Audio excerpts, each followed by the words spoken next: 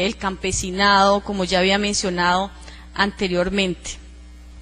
Al anuncio de esta nueva base militar, podemos también recordar que hubo una incursión en pueblo ecuatoriano que fue ordenada por el gobierno de Uribe, pero dirigida por asesores, siempre se llaman asesores militares norteamericanos, y que es una cosa supremamente preocupante en la región.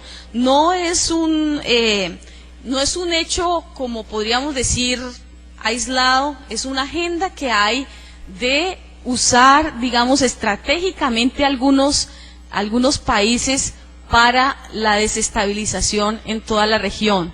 Sabemos también el papel que está cumpliendo Estados Unidos en este momento en Bolivia, el papel también de los empresarios y las clases dominantes en esta polarización que hay, en este pulso con los nuevos o con los gobiernos progresistas. Es decir, sí hay esa transformación, pero sí es cierto que esas transformaciones tienen dos enemigos muy consolidados.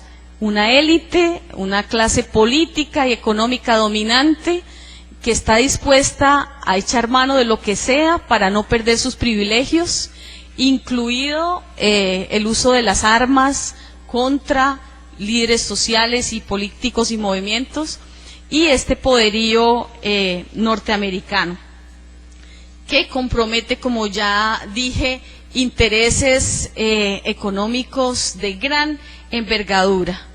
Entonces, frente a esta dinámica enorme de polarización, no solo en Colombia, digamos que hay un proceso en el cual la izquierda se ha aglutinado, se ha puesto de acuerdo para estar junta y presentar una oposición.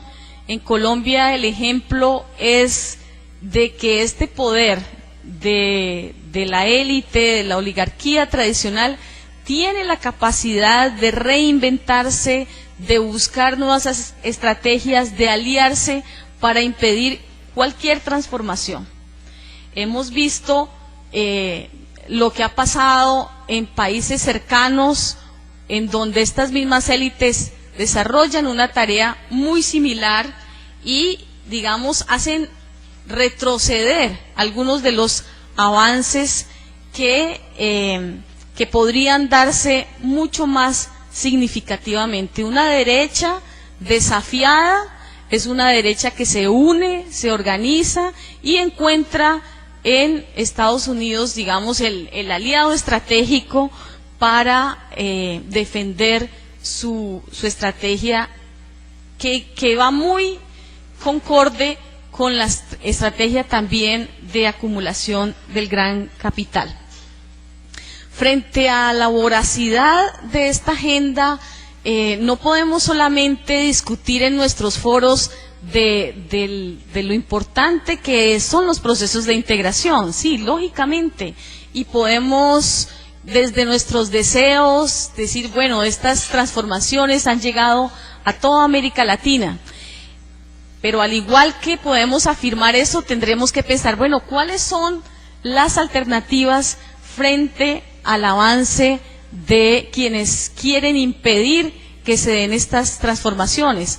Palabras como convergencia, unidad, soberanía, integración, defensa integral, pues en estos días nos son muy familiares y lógicamente ese es un horizonte al cual tenemos que caminar sin desconocer el costo que tendremos que pagar para lograr este tipo de integración, este tipo de soberanía que no solamente es deseable, sino que es indispensable. No habrá futuro para América Latina si no se consolidan todas esas transformaciones, porque si no, lo contrario es lo que ya tenemos: privatización de la salud, de la educación, de los servicios públicos, privatización de los recursos naturales, marginalidad, pobreza, exclusión y los costos de una verdadera revolución democrática van a ser muy altos.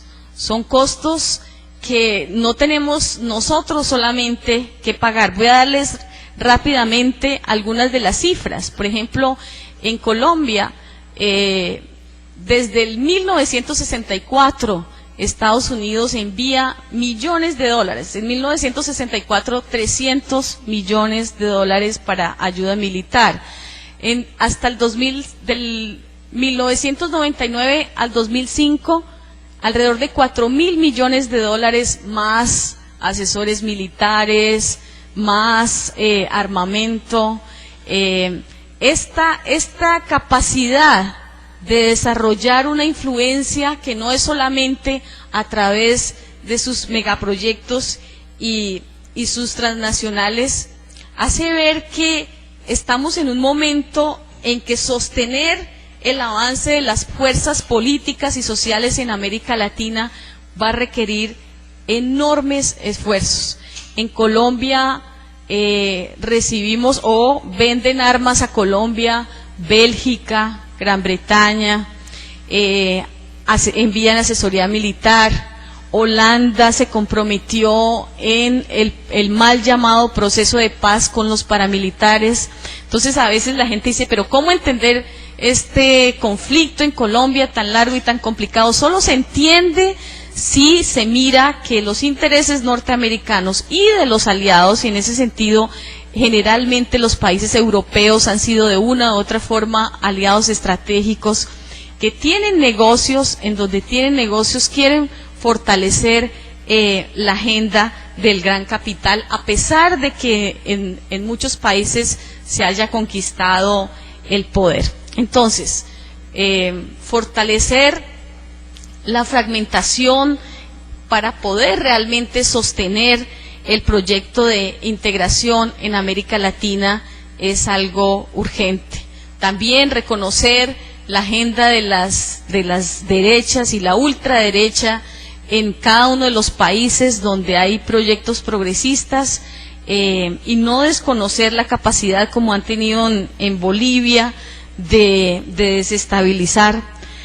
Afirmar la necesidad de mayor politización de los movimientos sociales. En este sentido, solamente una mención: no todas las ONGs, pero algunas ONGs han cumplido el papel de despolitización a nombre de ser no gubernamentales, y en ese sentido es muy importante que podamos retomar una agenda política que pueda hacer frente a los enormes desafíos que estamos viviendo. Es decir, un pulso en toda América Latina. En Colombia decimos, el pulso es entre poder político, poder económico y el pueblo. Y es un pulso que se da también en otros lugares de América Latina. Y por último, la importancia que debe tener afirmar todos los proyectos de emancipación que se están generando, que se están dando, algunos que han sido tradicionales como las luchas indígenas y campesinas y las de las mujeres, pero otros más de reciente cuño como las luchas medioambientales, porque si no afirmamos esta agenda de emancipación, que yo creo que se traduciría el derecho que tenemos los pueblos a una vida digna, será muy difícil por la capacidad que tiene el otro proyecto, el contraproyecto de imponer una salida que puede ser en algunos países que es tan frágil los gobiernos que se han elegido, que la derecha nuevamente se organiza y es posible que retomen el poder si no tenemos una agenda a tiempo. Gracias. Paso a palabra a Roberto Regalado de Cuba, que también tiene sus 20 minutos. Gracias.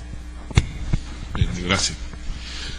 Bueno, el tema aquí es del Río Grande a la Tierra del Fuego, panorama hemisférico. Yo les confieso, ustedes seguramente han ido al circo, han visto la parte esa cuando el señor viene y se pone muy serio y dice, hagan silencio que la vida del artista peligra. Y yo me siento como ese artista, ¿no? Porque hablar de toda América Latina en 20 minutos realmente